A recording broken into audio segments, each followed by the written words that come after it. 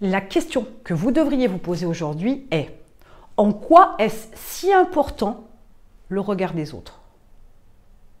Vous comprenez bien que les autres, ils ont autre chose à faire que de se préoccuper de votre petite vie. Donc déjà, sur le principe, quelle est l'importance? Aucune. Vous comprenez bien aussi que votre vie entière peut être une catastrophe uniquement parce que vous prenez en considération le regard des autres. Vous n'avez plus de vie, du coup, vous remettez entre les mains d'autres personnes, de tiers, vous remettez entre leurs mains votre capacité à vivre votre vie, votre capacité à construire, votre capacité à être heureux, votre capacité à créer votre entreprise. Est-ce que vraiment ces gens-là ont ce pouvoir? Oui, absolument. Est-ce que vous voulez leur laisser ce pouvoir? Ça, c'est votre question à 100 000 €. Pourquoi? Parce que si vous leur laissez ce pouvoir-là, vous ne pouvez pas derrière vous dire « j'ai des regrets, j'ai des remords ». Vous leur laissez le pouvoir, vous prenez une décision, vous en assumez les conséquences. Et si vraiment profondément le regard des autres est important pour vous, faites une introspection. Il y a forcément quelque chose qui dysfonctionne. Vous n'êtes pas fou, vous n'êtes pas tordu. C'est Freud qui disait qu'on a tous des casseroles, mais vous devez régler le problème.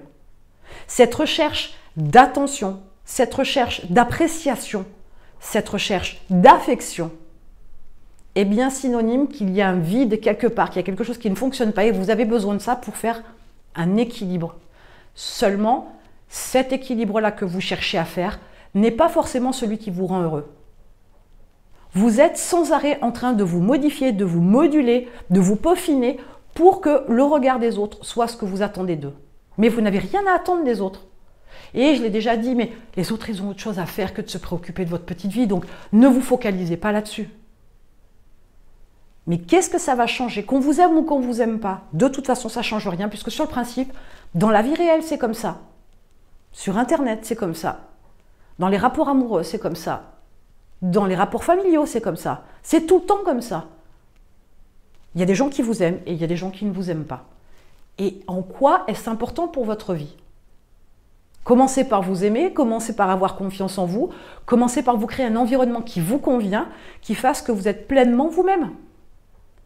Le regard des autres, on s'en moque. On s'en fout littéralement.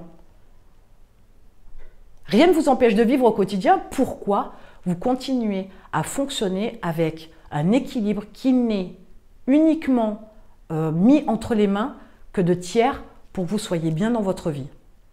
Vous pourriez passer votre vie comme ça à vouloir tout le temps être apprécié, aimé, etc. Mais quel est l'intérêt?